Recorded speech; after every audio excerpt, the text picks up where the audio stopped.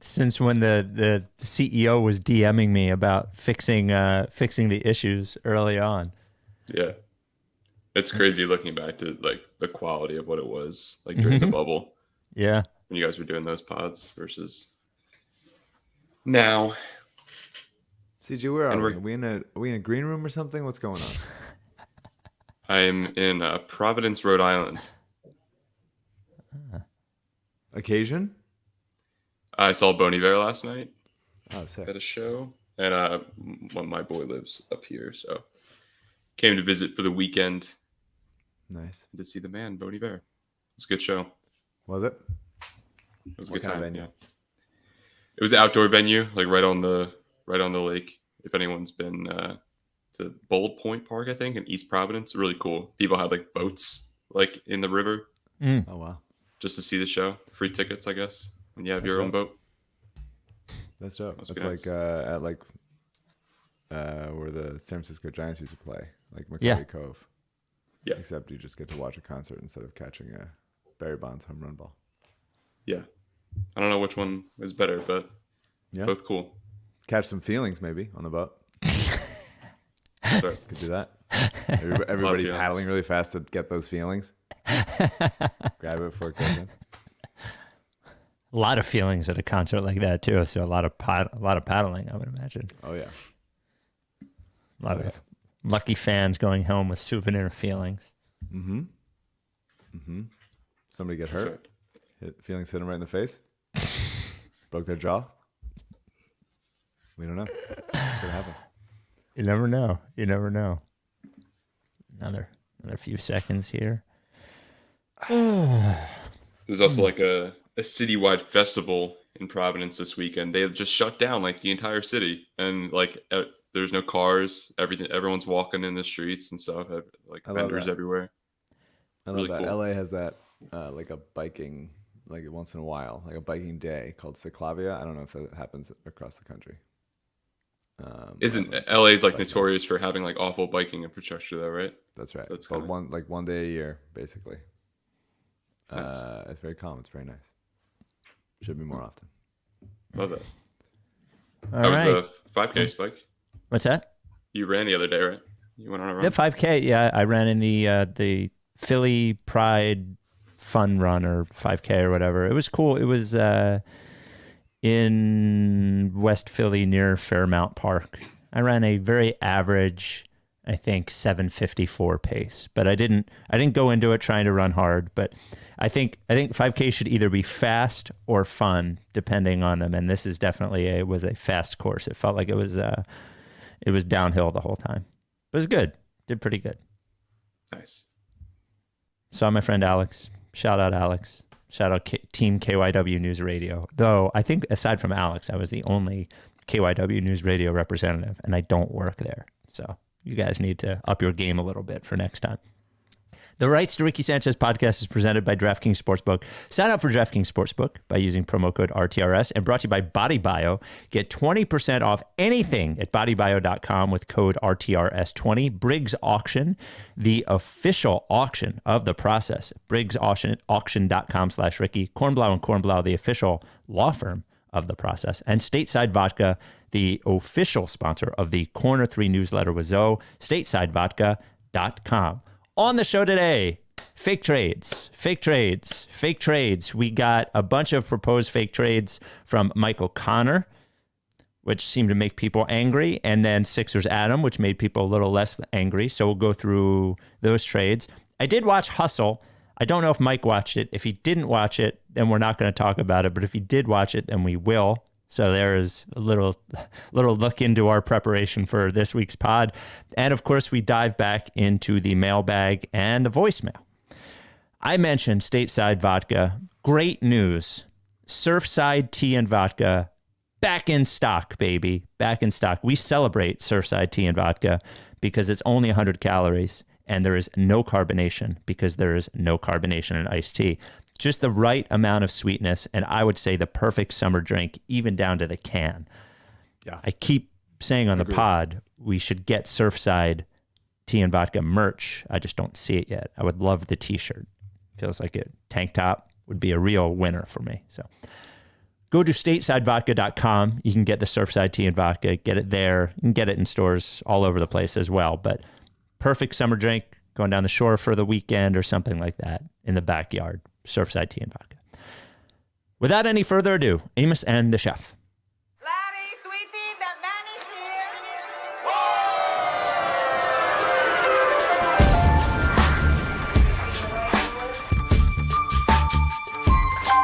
Say the name, I say the name, I say the name. We were right, y'all. We were right. We were right. Even when it went wrong, we were right. We were right. We was right, y'all. We were right. So say the name. Say the name. We were right, y'all. We were right. Even when it went wrong, we were right. We were right, y'all. We were right. So say the name. Say the name. Say the name. Say the name. I say the name. I say the name. Say the name. Life's tricky Sanchez forever. Welcome to the Rights to Ricky Sanchez podcast. I'm Spike Eskin, along with a guy who everyone knows has got that boat in him. That is one, Mike Levin. Oh, I didn't even think about boat when we were talking about the boats in the intro with CJ. Wow, it's a boat. Oh, yeah, that would have been a good reference. Good reference. You do have that boat in you. I do. Big boat in my gut. You take an X-ray, you see that there's a huge boat with a sail and everything, a mast, other boat terms, right in my gut. Before we get to everything else, the NBA Finals is tied at 2-2. We don't do a lot of we don't do a lot of like finals analysis or whatever. I do think that Game 4 felt more pivotal than Game 4s normally feel. And as I was watching it mid-third quarter, it felt a little bit like a closeout game to me, in that the Celtics, I felt like both teams needed to have it. And I was at a point where I thought the Celtics were going to win. I originally came out and thought that the Warriors would win. I didn't think it would be that difficult. Then I was like, maybe the Celtics just have too much. But now I'm back after that Curry performance. And the fact that the concern I had about the Celtics was just like close games, I'm a little worried. And I feel like it's swung more than a Game 4 will normally swing, especially when it goes to 2-2. Yeah, I mean, I thought that game kicked ass. I think it's pretty clear that the Celtics are the better team because of how, at least in this matchup, they're just like swallowing up so much of what Golden State does. But Golden State's really good because Steph's really good. And he's just like an incredible amount of shot making that made it a winnable game for them. And just enough guys made plays. Like Andrew Wiggins played incredible. Yeah. Like he played out of his mind. Like he is the only guy on Golden State, because they don't play Juan Toscano Anderson, which I think is kind of a mistake. He's the only guy that can just like out jump and out athletic all those guys on Boston. And so much is riding on his shoulders. He's got to play like 40 plus minutes every night because of how much they need him when one of or both of Tatum and Brown are on the floor. And it just, I think every time I watch basketball or walk around in life, I think about how frustrating the Sixers are. And so like watching what Wiggins did, the Sixers had no one that could do anything remotely like that this year. Like so many offensive rebounds, playing so physical, getting out in the open court and just like being too fast and athletic for anything. Like he's not doing special stuff. He's not a number one option. He's never going to be. You don't really want him taking shots that much because he's not a comfortable shooter. His touch is bad, especially from the perimeter. But he's just like really fast and athletic and can jump and he's big. And he tries at this point. And it's like, that's all. That's like so much of it. You surround your good players with guys like that. And the Sixers had players like that this season. And it was really frustrating. And he is thriving, only being asked to do the things that he should do, right? Like he is in the Warriors have done that with that position. You know, that was like the sort of the Harrison Barnes position or whatever. But I think it's no accident that he looks like he belongs given what he is being asked to do. I also think, you know, age-wise, he's grown into his body. Like you mentioned being big. He's not just tall now, but like he's filled out in a way where he looks like a fully formed NBA player physically, where I think a few years ago he did not. Yeah. And I mean, Draymond has been pretty bad, really bad offensively, like basically a total zero. He's still a good passer, obviously, but it's just not coming as easy because of how switchable Boston is on so many things and how much they can recover and rotate, and, you know, Smart's length and quickness, and Robert Williams being able to just deny things, and Horford being able to, you know, withstand it. But it's really ballsy to do what Steve Kerr did and go offense defense with what's going to be a Hall of Famer. Like that is a ballsy coaching choice, and I know to some extent he had no choice, but there's a lot of coaches in this league that wouldn't have made that choice. They would have just rode it and gone there. And I don't think he's coached a perfect series. I think that he's still trying to figure it out. There's too many like one-way players on Golden State at this point to feel any level of comfort that they're going to win 2 straight against Boston. But like they needed it, you know, some of it just broke right for them with like, you know, stoppages and stuff, but they needed a two-way player, and they found a two-way player in half of Draymond Green and half of Jordan Poole. And that's like, if you can make that work, and that's like aggressive and difficult and potentially risky because it leaves yourself up for all of a sudden Jordan Poole's covering, you know, Jason Tatum in space. That could go wrong, or Draymond is it's you know, 3 non-shooters in the court at the same time or whatever. But it just worked out, and that game kicked ass, and I would just love for Boston to lose this. I would really love it. Just can't express how much I want it. I want it very badly. Fuck Boston, fuck the Celtics. Even though I like a lot of their guys, I can't get over it. Fucking Dave Portnoy sitting courtside, what a fucking loser. Like, unbelievable. I couldn't want them to lose anymore. I don't care. Like, obviously, I'm not like thrilled with like the Warriors' current fan base and like the Tech Money. Those guys are losers too. Everybody's losers, but like at least they've won before. Like we could just like, I can't deal with write like it a off. new. I can't. Yeah, we can write it off. It's like, oh, another Steph Curry championship. Great, totally fine. Yeah, totally fine with that. If it's Boston, I'm gonna be in a bad place. The Steve Kerr Draymond Green decision. There's 2 types of don't give a fuck that coaches can have. Like, there's the bad don't give a fuck, and there's a good don't give a fuck. The bad don't give a fuck is sort of like what we have in Philadelphia, where you'd rather be golfing. The good don't give a fuck, I think the reason that Kerr, I agree that it is ballsy what he did, but the reason he was able to do it on some level is because that core has been around for a certain amount of time, and he knows, and I think there's a mutual respect between he and the players, even though everything doesn't always go the way he's been with these people for that long. And to the other point is like, he's won a few championships. Sure. He's like, it's not like one of these 2 coaches we're talking about thinks he's above reproach. The other coach sort of is at this point. And like, if anyone can pull it off, it is someone in the position. I'm not saying that it doesn't take balls, but someone that is in the position that Kerr is in to take advantage of that sort of like, I know this, I'm going to do it. I'll ride with it if it's wrong, but like, I know my guys well enough to make this move. And it is the good sort of don't give a fuck that Steve Kerr had, and the reason that he was able to do it. Totally. And I think you have to give respect to Draymond for getting benched for offense for like, you know, a pivotal game of a finals game, and going like, I'm going to come in there when I'm in there and kick fucking ass and like defend like a maniac.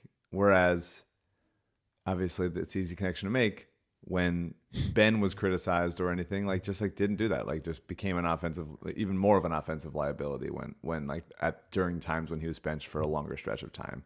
Doc never went like offense defense in that kind of moment the way that they did with Draymond, but it was just like you could tell he was like, I'm bringing the intensity to maybe prove Steve Kerr wrong, or just to be like, this is my job. I'm going to really make it count because I'm not, he always plays his ass off. But he was better offensively when in those moments when he did come in, when they did have to there weren't stoppages so he could pull him out. He made a couple nice plays. So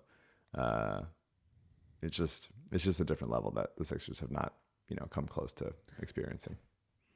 If the Celtics were to win a title, it would be bad for your health. There's nothing that Body Bio can do about that, but they can handle the other stuff. BodyBio.com. We love Body Bio.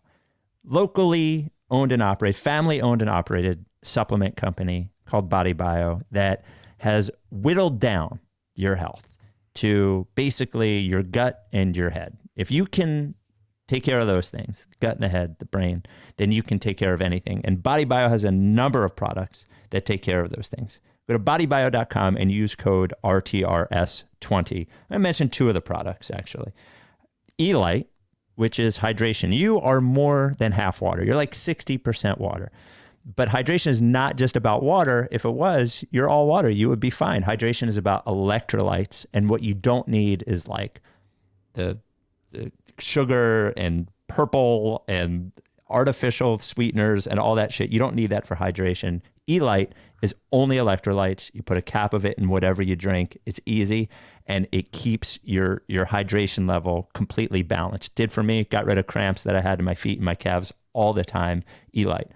Also, your health, your immune system. I'm out. I've been out of that, so I'm actually. This is reminding me to buy more right now. Yeah, and Mike, some Elite because I'm training for a 10K. There you go. So and it's important. You can't just drink water. You need both. You need the electrolytes too. $8.99. I think the smallest bottle of Elite is. Correct. Then 20% off.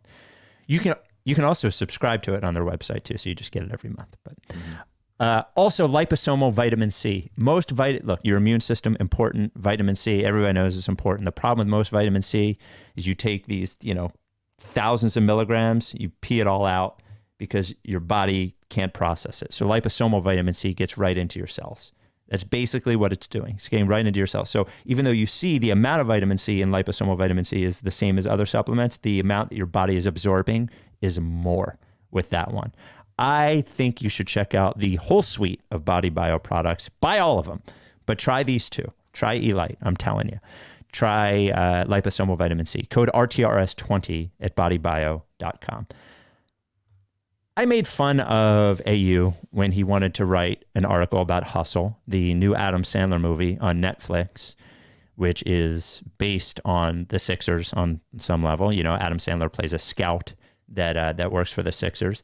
And I was like, nobody cares about that fucking movie, AU. I was like, go ahead and write it, but nobody cares. But we got a bunch of emails and a bunch of tweets like, you should watch the movie, you should watch the movie. Now, I should have mentioned this to you before I went and watched the movie, but have you watched the movie? I have not. Okay.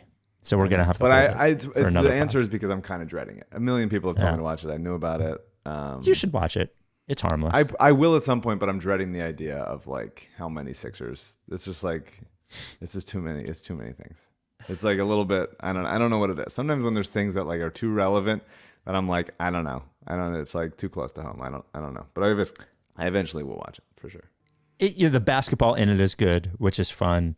Doc Rivers is in it, Matisse Thybulle, Tyrese Maxey, Tobias Harris. Furk is in it for a second, but I think it might just be a highlight from a real game that Korkmaz is in it. Seth Curry in it as well. And then the two Boban basketball. too, right? Boban is in it. Boban's great in it. Great performance from Boban. And then Juancho Hernan-Gomez and Anthony Edwards are the two sort of like main basketball stars. And then a bunch of other NBA players. So the basketball in it is good.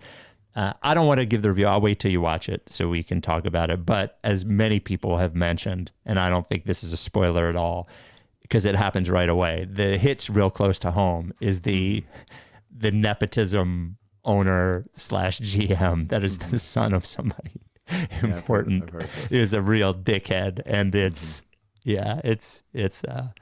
good. And a coworker of mine, Andrew Perloff of Maggie and Perloff on CBS Sports Radio, has a sort of a pivotal moment in it where he gets to ask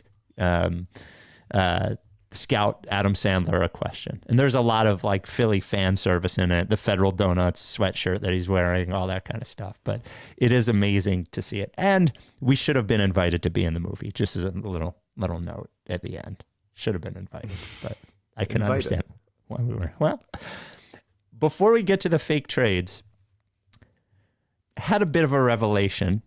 Has nothing to do with the Celtics. I'm not putting this into the world so it exists. I'm putting it into the world so we don't get blindsided. We've talked a lot about what will happen with the Harden contract. And there was the way too long Derek Bodner explainer with the apron and the taxpayer mid-level and all that kind of stuff. And of course, we've talked about the idea of him opting in, the idea of him signing a discount contract. We need to be prepared for the very real possibility that Morey gives him the full max. That's the only thing I want to put into the world, in that this is just a PSA that I think we've generally not even really talked about it as a reality because of how Harden looked. We're like, there's no way he can give him a max. There's no way he can give him a max. There is a way he could give him a max, and I think it is more possible than we're giving than we are allowing. And I want everyone to think about, after he doesn't opt in by June 30th, which I think is the deadline, when he doesn't opt in and he becomes a free agent, that the next Sixers move is to give him a full max. So just prepare for it. That's all I'm saying. I don't disagree with the possibility. Mm-hmm. I think it's a healthy PSA to issue. Yep. It can't happen. It can't be a 5-year full max. It just can't. If you tell me it's a 3-year, $4 billion contract, whatever, then fine. 3 years, $4 billion. 3 years, $4 billion, whatever. But you can't do 5 years with the guy that we just saw. Like, you just can't go 5. You can't give him everything. And I don't know how that works. I'm not a good negotiator, although I did get a good deal of buying out my lease a few months ago. So I felt pretty good about that. Awesome. But not an easy time to do that either. You must be an expert negotiator, actually. No. Well, because when I leased the car like 3 years ago, it had like here's the buyout options, and I was like, okay. give me a good deal though, and I gotta get a good deal out of it, so I feel good. Anyway, Great. I don't know how you do that with someone that you have been so close with so long. Like, how do you negotiate a contract with someone that you give that hug to, that Daryl did on the tarmac? But like, you can't just be like, take all my leverage, have all of it. Go ahead, sign, just fill in whatever details you want. I'll sign it. It just can't be that, man. He didn't look good enough. I understand that. I think there is validity to it, as much as I was frustrated by this case. I think there's validity to the idea that this year was a transition year between the chaos of Ben and the getting of Harden. And the team around it was not like fully established. There wasn't any continuity. I think part of that is why they kept Doc, or weren't in a rush to fire him, at least. Just the idea that there needs to be some continuity for Joel and Harden and Doc, and then to surround those guys with more helpful players to give them like an actual shot at making it work. And I get that, and I'm willing to. I genuinely hope and think, there's a better than 25% chance that Harden is significantly better next year than the guy we saw this year. Better than 25% is not like a compliment. I don't know why I put it like that, but it's like, it's not, I'm not like certain of it, but I think there's a legitimate chance. But you just can't give him all of it when the guy that we saw was so clearly diminished from him at his peak.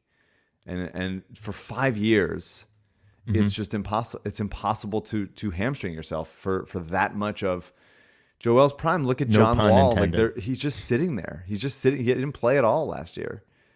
And like, Russell Westbrook is a negative asset for the most. Like, all these guys that you give so much, you can't just be handing out years and years and years for a player into their mid to late 30s. Like you can't do it. You cannot do it. It would absolutely cripple Embiid's prime. It would cripple this team. It would be bad.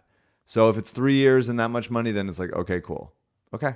I can deal with it. I wouldn't love it, but I could deal with it. I'd rather it be like 3 years, 100 million, 120 million in that range, not like 3 years, like 140 or something like that. But if it has to be all of it to make sure you get the years, not as long, then I'll deal with it fine, and you can, get off of him and still have a couple years left of Embiid's prime before it happens. I think there's a significant possibility that Harden was expecting that deal, and I agree with. Look, you get into these numbers, and you're like, well, what difference does it make if it's only 3 years rather than 5 years, right? Like that's generational wealth. Yada, yada, yada, yada. You know what the difference is? $100 million. And even for people making $150 million, $100 million is a lot of money.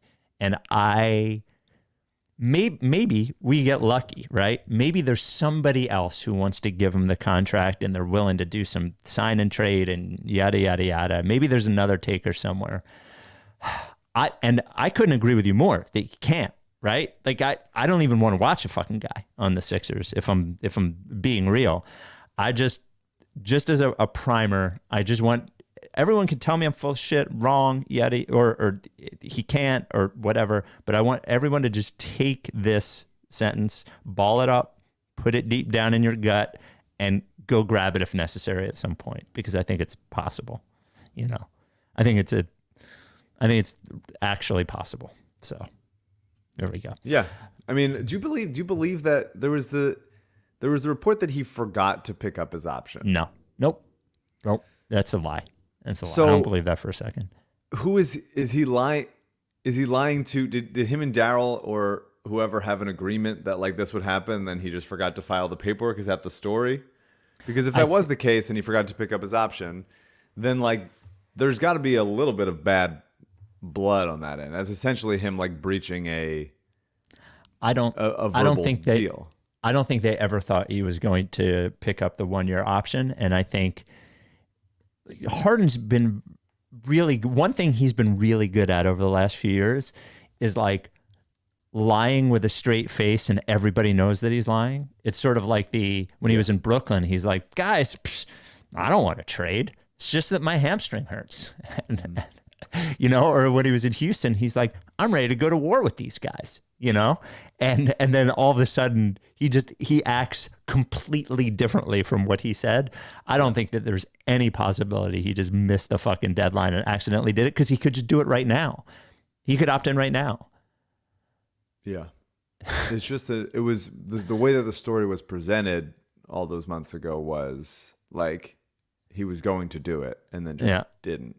Yeah. And so I'm a little confused about like what actually happened there, and because if someone had to anticipate that he was going to pick up that option for there to be a story about how he didn't pick up the option and forgot to do it or misplaced the paperwork or whatever, which happens. Look, man,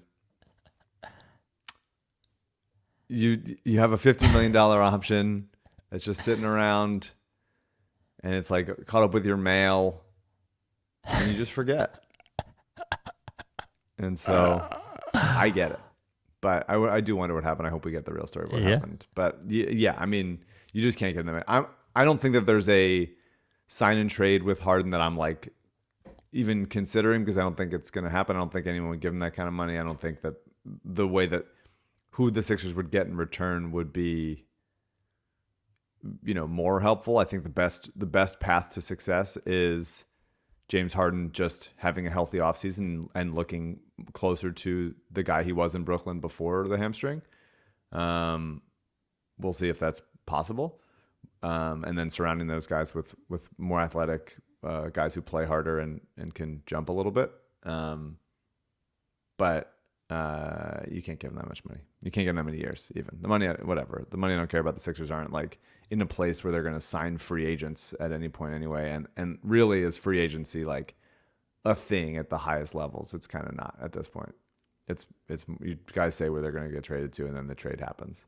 So I don't cap space is not something that I'm like dying for, although it would definitely help fill out the bench in a better way. But yeah, you can't give him 5 years. That's an insane. It's just it can't happen. We're going to get into the fake trades momentarily. Good. Briggs Auction is a auction house in Delco and a partner of the Ricky. Love Briggs Auction. 4-generation family owned and operated. Briggs Auction, I've talked about their auctions before. They have an amazing one right now that if you're listening to this pod, you will be interested in. It is a one collector, 370 items sports memorabilia auction that is fucking sick. There's a lot of very good stuff in there. There is funny stuff in there, and it is worth checking out. It closes the 16th or 17th, so it closed the end of this week. Go to briggsauction.com, scroll down, you'll see it right there. Some of the items, game-used Iverson shoes. That is amazing. This really sick Vince Carter, Allen Iverson signed photo. They must have been at a photo shoot somewhere together. Maybe, I don't think it was during that playoff series, but an amazing Vince Carter Iverson signed photo, a Wilt Chamberlain signed ball, and then now to some of the humor, a ball signed by Kyle Korver and Andre Iguodala, which would be, I want one of our listeners to win that one, and then a ball signed by Donovan McNabb and Terrell Owens. Go to briggsauction.com/Ricky. While you're there, you can sign up for our bi-weekly giveaway. But I want you to check out this specific auction. They do estate auctions all the time at Briggs Auction. Furniture, art, old cool fucking books, all that kind of stuff. But right now, I really want you to check out this single collector collectibles, sports collectibles auction. There's always sports stuff in the Briggs Auction auctions, but this one's all sports and definitely worth checking out. Pickup is easy by appointment anytime during the week, or Saturdays they have open pickup, or if you need it delivered, they can work with a shipper for you. And if you want to downsize, they handle local estate auctions. Email them at info@briggsauction.com. There is the app in the App Store and Google Play, Briggs, Briggs, or go to briggsauction.com. Briggs Auction, the official auction of the process. All right. O'Connor wrote 5 fake trades, and then Sixers Adam wrote some fake trades as well. I want to throw them at you. A lot of people got mad at the Mike O'Connor trades because they said that none of them are good enough. I think there are some people who are a little maybe not accepting the reality of what some players are worth, but that is normal fan stuff. Let me throw you the first one. So I do think MOC tried to be realistic is what he was trying to do. And I don't want to do this. I almost don't want to do the first one first because he does qualify it a bit. But here's the trade.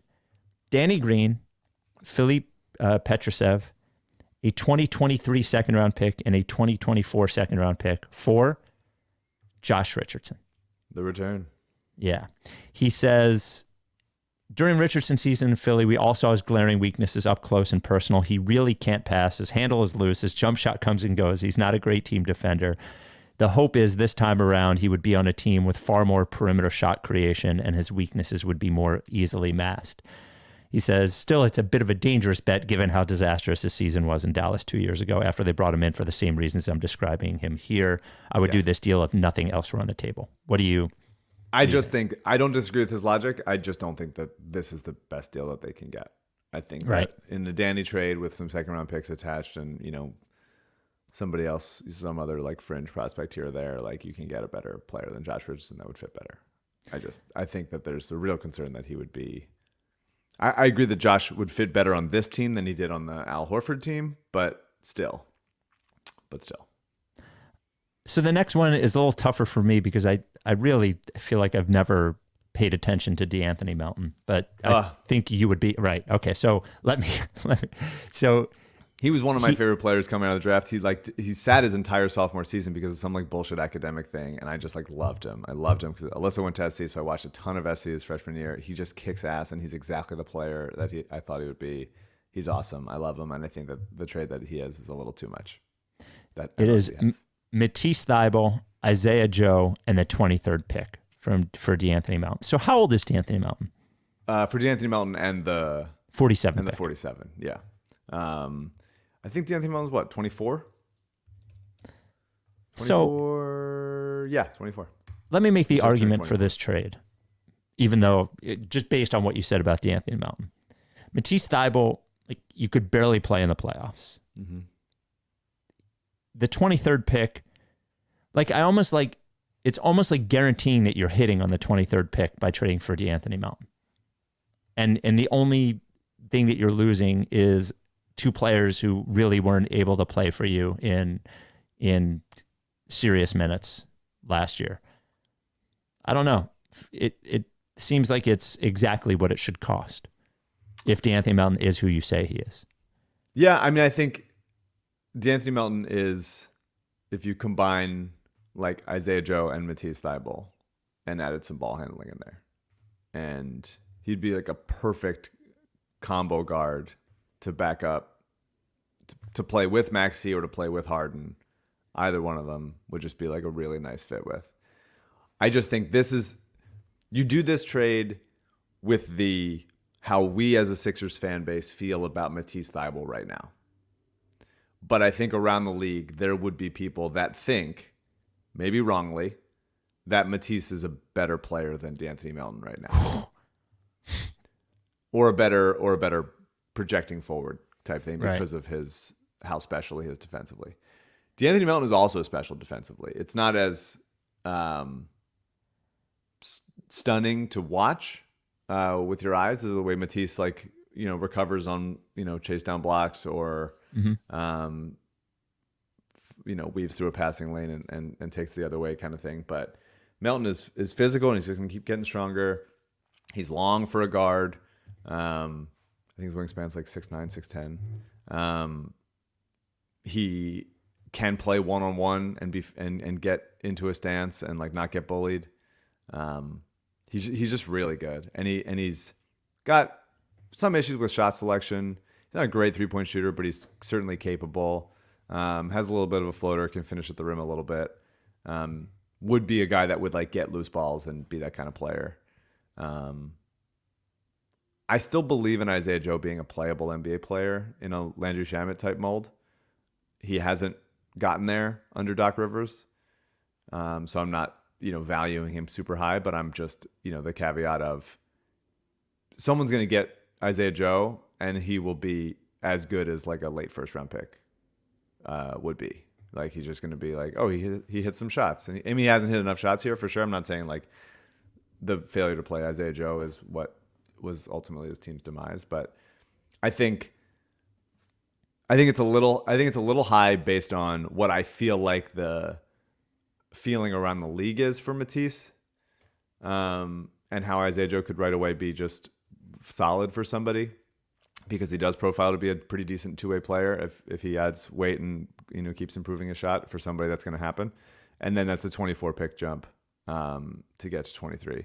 So I think I'd ultimately be fine with it. I just think value-wise, the Sixers would take a little bit of a loss there in trading Matisse at like kind of his lowest point. If he did it if you offered a Matisse for D'Anthony Melton trade a year ago, then they would have taken it.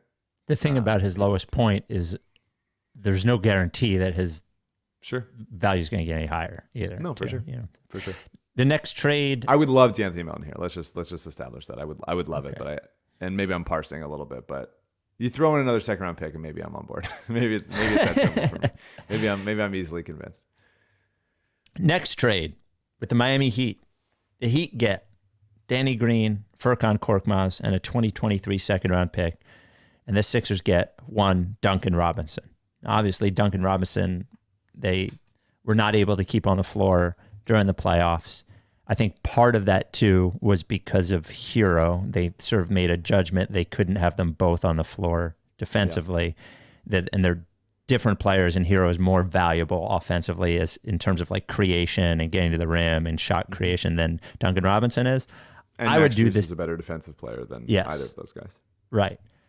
I would do this.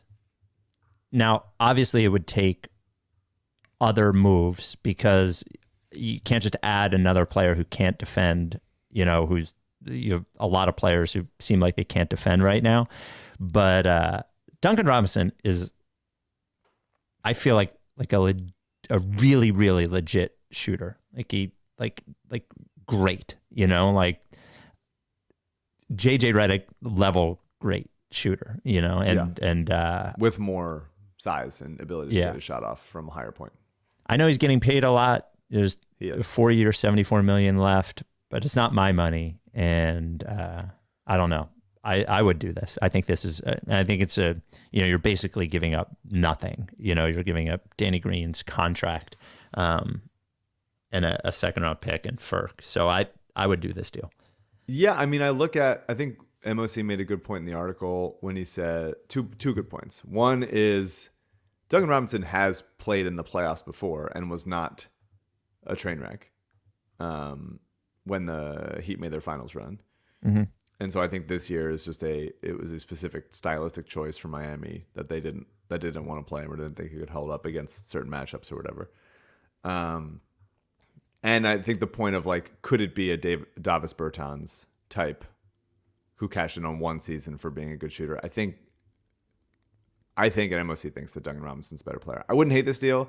I think it would basically, they would double down on another one-way player. I think Duncan Robinson is slightly better defensively than Korkmaz and better defensively than Seth Curry, but and more valuable as an off-ball threat. I think the stuff that he would do with Harden and with Embiid and with Maxey, that kind of off-ball movement leveraged with Maxey's speed, Harden's passing, and Embiid's you have to double team him. That would be really, really nice. It would just require that they really hit on a couple of very good defensive players who are not zeros on the other end. So I'd be interested in this. And also the fact that Duncan Robinson is making a lot of money, 4 years, $74 million. In a year or two, that becomes that kind of middle-class tradable contract that the Sixers kind of haven't had in a long time. Since the Josh Richardson trade and, Tobias getting paid a buttload of money and those kinds of things, you kind of like having one of those contracts around. So that in case you need to match salaries, sometimes you're not saying it's our max contract guy or it's a bunch of rookie scale deals combined. So I don't think that the years would scare me off so much. But it would really depend on, I know that people joke about this, but it would depend on Charlie Brown Jr. being okay, we got a guy who can be the ninth man with Charlie Brown Jr. who can defend, or Jaden Springer taking a big step forward. Those kinds of things would have to happen. Oh, Jesus. Okay. Next one. I know what you're going to say, but he had to include this in here. The Wizards get Tyrese Maxey and Tobias Harris. The Sixers get Bradley Beal and Kentavious Caldwell-Pope. I know you don't want to do it. I do think this would give the Sixers, if they have a chance of winning a title in the next 3 years, would give them a better chance than they have now. Now, it does hamstring your future, but your future beyond Embiid is I don't even know what that is anyway. Even if Tyrese Maxey is, ends up being the 19th best player in the NBA, Caldwell Pope is a winning rotation player, and Bradley Beal is potentially a third level star type player, a 15 to 25 best player in the NBA level player potentially. I don't know. I think you almost, if you're signing that Harden deal, you almost have to do a trade like this and try to maximize what's going on right now. So maybe, yeah. I mean, getting KCP definitely helps me in this end, and getting rid of Tobias. As much as I think Tobias is a helpful player at this point, and I think just trading him just to trade him and get nothing in return would be devastating. I think that they need Tobias's skill set, and they need his body defensively and pretty capable on both ends, even if he's wildly overpaid still. So that helps in this sense because you're getting two players back that you would then play it in front of him. My concern that I've said over the past couple of podcasts is that Brad Beal has. Did we watch his fall off a cliff season last year? And if we're saying that Harden is that guy that he is now, then there's also a chance that Brad Beal is that guy that he was last year. And if he was, then you're not getting 15 to 25 best player. Right. You're getting a guy who is getting paid a lot more than Duncan Robinson to do like a little bit more like creation. Because like Brad Beal's value here, I'm saying if he's like the worst version of himself from last year, Brad Beal's value here as an off-ball threat with James Harden having the ball and Joel Embiid having the ball is, running around screens and getting open and being a catch and shoot guy that is even, a better catch and shoot guy than we saw last year. And that who can also, when Harden's out, he can create for himself. He can go one-on-one. He can get you a bucket. Some of what Jimmy did for you. But realistically, he's the third option on this team. And he's going to be doing a lot of off-ball shit. And he's not a good defensive player at this point in his career. Or at least he hasn't been. He hasn't given a shit on the defensive end. It's possible he could be, though. It's just I know I brought this up before, and I'm not making an argument that it's true, just an argument that it's possible that the Wizards have been such a shit show. Yeah, you're getting the worst, I think that even I had higher hopes for Brad Beal as a defensive player when he came into the league, and I think he just never he's always been like he had a good rep for it. Best case, like kind of fine, but as the John Wall era ended and he took more of a load offensively, I think he's taken a back seat in that department, and also has even, as they've gotten even worse, has been just like, now he's kind of just like not giving a shit on the defensive end. I'm not ruling out that he couldn't be fine defensively, but still like kind of a little bit of a weakness at least. And I'm just thinking like, yes, that the issue for me third star wise is what are you getting them to do when the ball is not in their hands and they're the third option.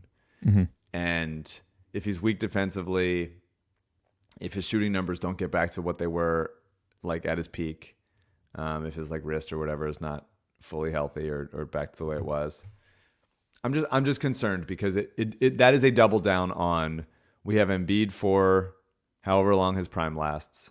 We have Harden on this like contract that we think is going to be better. We're going all in for 3 years, and everything else can like go to hell. Maybe it's worth doing, but that would be requiring Harden to be a lot better than the guy we saw last year, and Beal to be a lot better than the guy we saw last year, and Embiid to stay healthy, which everything does, obviously. But it's a double down in a place that I'm a little bit worried about. Whereas with Maxey, at least you go like, look how much better he got year 1 to year 2. He's very good now, and also gives you some stock in the future of if this Harden stuff doesn't work, if Tobias, reverts back to poor man's Carmelo, like what kind of stuff, where's this going to go? At least we have like, okay, we got Maxey, Embiid gets hurt for a year, whatever, we can still be positive going forward. I just worry that this is a double down in a place where I feel like less confident in a double down in those guys. MOC's next trade is a former process Sixer. We will get to it right after I read this email from a listener. Mike, I want you to hear this email. It comes from Catherine. Catherine says, "Hi, Spike and Mike. Another Ricky listener with another skeezy Philadelphia landlord story here. Some plumbers hired by our landlord sawed open the main sewer line in our home on Friday morning, told my roommate not to use the toilet sinks or showers, and they, quote, be back next week. The days turned to weeks, and still our landlords refused to even schedule the repair necessary to make the home habitable. Habitable? Distraught, exhausted, and living in an Airbnb in the abandoned West Philly high school building, I thought I would throw up a Hail Mary and email Adam Kornblau. Wow. He responded within hours at 9 p.m. no less, and edited some of my more menacing language out of a draft to send to my landlords and promised to call me in the morning. We spoke twice the next day, and he helped me understand what my legal rights were and even offered to send an email from his own address to the landlords. The repair is now scheduled, and we'll be back in our home next week. My cats, my partner, and my roommate can't thank Adam enough. 5 stars. Hell yeah. What a good story. He's the best. Kornblau Kornblau, the official law firm of the process. Here's what's so great about it. He's a personal injury lawyer. And he helps our listeners with that stuff because he's a good guy. This is a guy that you want in your phone. for legal issues. Kornblau and Kornblau, the official law firm of the process, Kornblau. And by the way, no slouch when it comes to personal injury. Some of the biggest medical malpractice results in southeastern PA. Kornblau and Kornblau have been there for like 4 decades now. Him and his mom running the law firm and handling any kind of personal injury, which is medical malpractice, injured at work, car accident, slip and fall, all those kinds of things. If you get hurt, do not be a hero. If you think it might be somebody else's fault, you reach out to Adam. It doesn't cost you anything. Shoot him an email. Call him. And by the way, if you do have another legal question, he might not be able to represent you, but like he did with Catherine there, he can certainly help. The phone number is 215-576-7200. Ask for Adam. 215-576-7200. Ask for Adam. And you can get to Adam, by the way. You say you're a Ricky listener. Anybody can get to Adam. Adam will be the one who responds. Or email Kornblau at Kornblau and Kornblau.com. Kornblau. Kornblau and Kornblau, the official law firm of the process. I thought this trade was particularly interesting in that I was not interested in Jeremy Grant when his name came up before, but I just think the structure of this deal and who you get is interesting. The final MOC trade: Tobias Harris, Matisse Thybulle, Jaden Springer, number 23, and the rights to swap first-round picks in 26 for Jeremy Grant and Kelly Olynyk. It gives you basically 2 backup fives, and 2 guys who, by the way, can play 4. Depending on who the matchup is. Jeremy Grant obviously would be the starting 4. Can give you some scoring pop on the same timeline as Embiid, and Jeremy Grant, incredibly athletic. I think he has been a little miscast as a scorer, even though he can score, but he's clearly more skilled as a scorer than he was when he was in Philadelphia, and maybe just being around other guys who can score, not being depended on a lot, he could be excellent. Harris is a negative asset. Thybulle couldn't stay on the court. Jaden Springer's probably, if he's going to be something, is a few years away. I think this is a fair trade. I don't know what the Pistons want with Tobias Harris, but I think this is a fair trade. I mean, I just think that Tobias Harris is a better player than Jeremy Grant. No. I think he's a better player. What a take. That is crazy. I think he's a better shooter. I think he's, at this point, plays within himself more. Jeremy Grant has not been good in Detroit. He has been bad. He decided to leave Denver to go be a more of a number 1 guy in Detroit, and it hasn't worked out. Maybe he just wants to get buckets, but I'm just like, he's also involved in that MCW NFT scheme. Do we want that? Who knows? By the way, Tobias is probably not far behind in being named in one of those fucking scams. Let's not kid ourselves there. Tobias is very sweet. I think Tobias is a better player. I think Jeremy Grant's a better, more versatile defender, but like maybe not by much. Like the way Tobias has defended has been better, and Jeremy Grant has not been as good of a defender the past 2 years. And so because he's on a shitty team. Maybe. I mean, I think that's possible, but I think also like you can make excuses for like effort, and if it's there sometimes, it's not there sometimes. Like Tobias has defended his ass off for the last few months, and I think that can't be discounted. And the fact that Jeremy doesn't seem to want to be a role player, and that's what he would be here. Jeremy doesn't have good touch. He shoots bad shots. He doesn't really get to the line. Like I think him being like your third guy and going like, okay, cool. I think there's some like, and it's worked out a little bit, but Aaron Gordon wanted to be the guy in Denver, be the guy that he's being, which is like helpful, whatever. And he's helpful sometimes, but he's still like the fact that he can't shoot and they just leave him out there is debilitating for a player like Jokic, who is like just dying for guys to hit shots when he passes them the ball in the perfect spot. And I think Kelly Olynyk would be nice. Obviously, the Sixers would have won 3 to 4 championships if they had Kelly Olynyk already. That's a lot of stuff to trade, including the swap rights down the road if this doesn't work. It's just a lot of stuff to trade for. I think the Sixers potentially are giving away the best player in this trade and 2 good prospects and the number 23rd pick and a swap rights. You got to trade stuff to get stuff. I understand that, but I don't know that this would be one that I would line up as like top of my list. Interesting. I'm actually going to hold, we'll do a couple mailbag questions. I'm going to hold the Sixers Adam trades for next pod because we're already so late in the pod. So we'll do the Sixers Adam one next time. You can send us emails or leave us voicemails. The email is writes-to-ricky-sanchez@gmail.com. The voicemail is 833-LICKFACE. That is 833-LICKFACE. You don't need the E. You can drop that. So it's lick-fac. But lick face. Let's go to the email first. This comes from Joe. Spike, Mike, and CJ. You aren't getting enough trade, free agent, and draft emails? Say no more. Here's a meticulously detailed offseason plan with citations to the CBA for Mike. Just kidding.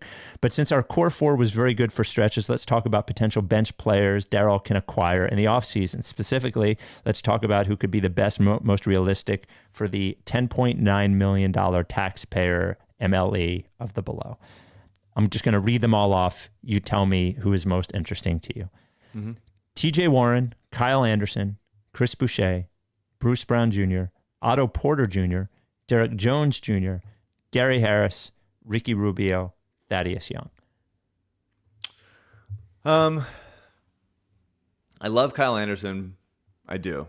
And even though he's extremely slow and weird, I love him. He's very odd. He's like the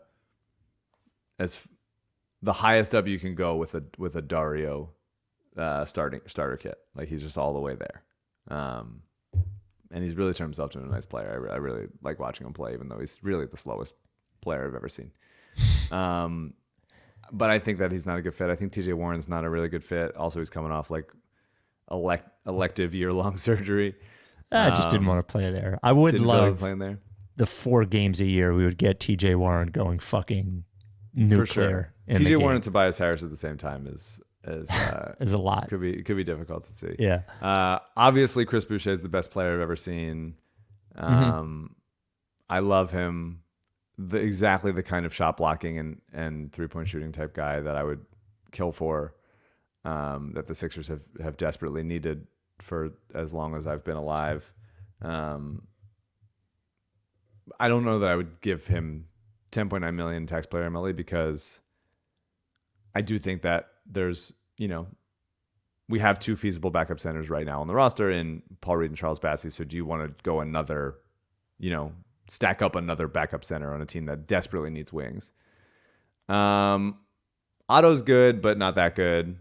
Slow doesn't shoot enough too. I want a guy who's gonna just fucking let him fly. So I love Bruce Brown. He's another guy that I've loved for a long time. Him and similar. Obviously, people know him a little bit more than Melton, but like that kind of defend his ass off, play his ass off. He screen and roll guy has turned himself into in a very fun way on that weird Nets team. I believe his name's actually Bruce Brown Sr., by the way. And Ricky is a fun player, but I don't think that you need another guy who can't really. Yeah, we're already going to give him the max. The other, Ricky Rubio, Harden. Oh, no. CJ. I think Mike froze. This might be the end of the pod forever. Look at him. Fact checked is that Bruce Brown is junior. Ah, he is. Wonder who Mike was thinking of. We'll give Mike a minute or 2 more to come back because he froze. I wonder. Oh, there he goes. Let's see if he comes back. Well, I removed him. Oh, you took him out. He says his computer restarted. His computer just restarted. So let's vamp for a second.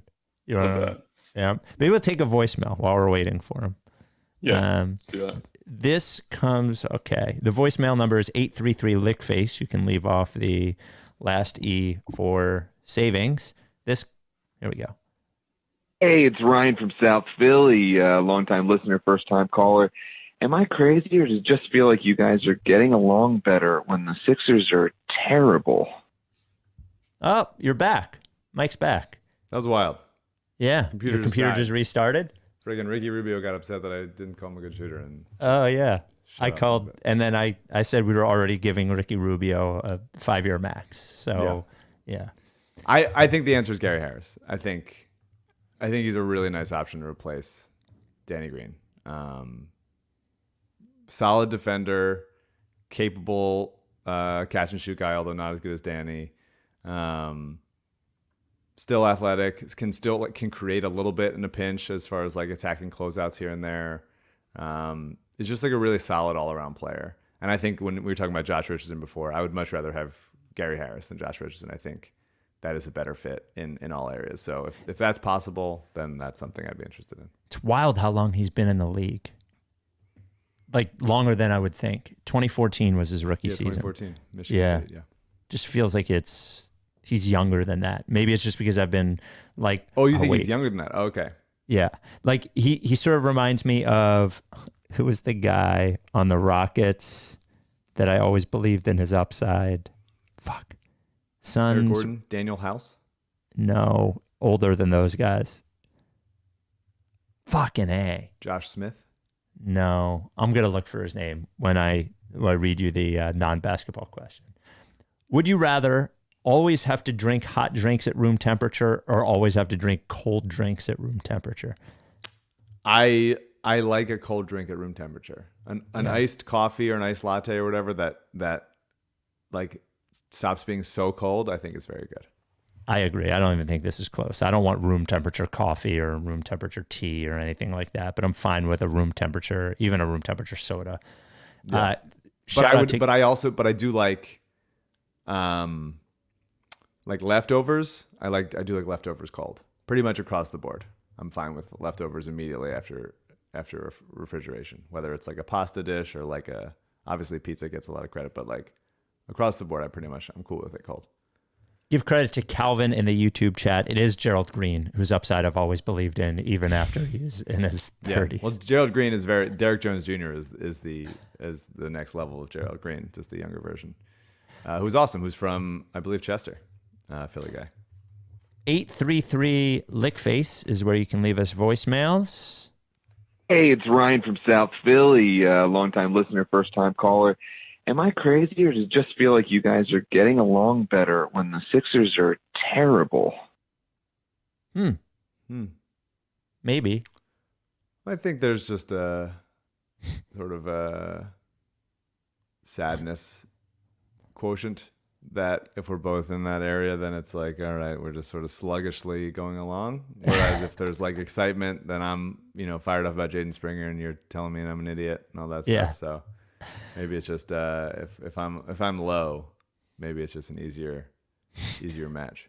I tell people all the time, it's hard to talk to somebody for 3 hours a week for 10 years. It's like, I think we get along just fine. Every once in a while, you're going to bicker, for Christ's sake. Sure. Come on. Get CJ on here. I'll kick his ass. Yeah. And then we will leave it with, actually, Tom got this call in for the last pod and we never got to it. And he's a regular Twitch viewer, I think. So voicemail, here we go. Hey guys, it's Tom. I'm the guy who won't stop bringing up how KJ would have won the dunk contest. Also, hi CJ in Twitch chat. I wanted to know what you guys thought about Joel dialing it back in the regular season next year. Obviously, he can win MVP if he keeps this up, and he wouldn't personally do this. But in order for us to be playoff motherfuckers, we do need Joel on the court in the playoffs. And, I know the organization is putting too much on him, and the team won't improve too much this offseason. But I do think Joel needs to take it easy so he can go crazy in the playoffs. Love the pod. Looking forward to hearing this episode on Twitch. TTP. Thanks, guys. I just think that Joel's injury issues this season, at least, were not due to playing too much. He got his thumb whacked and he took an elbow. You can argue that he shouldn't have been in the game at that point, but that's not because of the regular season in any way. I think generally, yes. I think he's, at the stage of his career where, and maybe has always been, where he should not be playing upwards of 38 minutes in any regular time. Certainly never. Doc should trust his backup centers more and should be willing to let it ride and all that stuff and figure it out. But yeah, I don't think this year specifically was because of Joel's regular season wear and tear stuff. The problem is, I agree that they should. The problem is he always ends up missing 20 games because of some injury, which makes the management of the rest of his season harder in terms of games because you don't want him to play 40 games, right? Like, so optimally you do the Kawhi thing where he's never playing back-to-backs and he's like, you're strategically having him play 64 games a year instead of him missing games and him playing 64 games a year. But the thing that you brought up that I think is incredibly important is I just want him playing like 31 minutes a game. That's all I want. I just want, I've done the math on this before, and you know, like the difference between him playing 30 and 34, it just fucking adds up. And I think like obviously these are not the Spurs of 6 or 7 years ago where nobody played 30 minutes a game, but it adds up. He's a big guy. He's asked to do a lot physically, and I think he would benefit from it. And, but who knows, you know? Yeah. And that's the benefit of getting a guy like Kelly Olynyk, who could play with him sometimes and take backup center minutes sometimes. And, you know, you wouldn't be, I don't think any Doc would be thrilled with playing like 48 minutes of just Bassie and B-Ball Paul. But if you throw like a veteran in there who could also play with him, beat a little bit, then you're feeling like you're in a little more comfortable hands to give him like a, you know, 6 to 10, you know, second half of a back-to-back off. 6 to 10 games of a back-to-back off. And you're just like, okay, cool, we got these guys. That's what Drummond was helpful with last year. I didn't think he was playable as a playoff guy, but he was definitely helpful for the regular season. So the plan is that I believe that we will not talk to you live until next weekend, as midweek we are taping our big board pod, which will come out the beginning of next week. So looking forward to the big board pod. You know, there hasn't been a lot of draft talk with the Sixers, but the big board pod is a staple of the Ricky, so you'll be getting that. And actually, because I won't be here, if the Celtics win the title in 7 games, you won't hear from me for a week. So, and maybe we'll all die. Maybe that's the last you'll hear from any of us. So, all right. Also, go Young ahead. Rock Season 3 room starts tomorrow. Ooh, so that's catch exciting. up on both seasons so far, available on Hulu and Peacock and wherever. And we're going to start writing Season 3 tomorrow. So that's cool. Good luck. Thank you. All right. We'll talk to you soon. Are you done with TTP? Yeah, you know, lick face.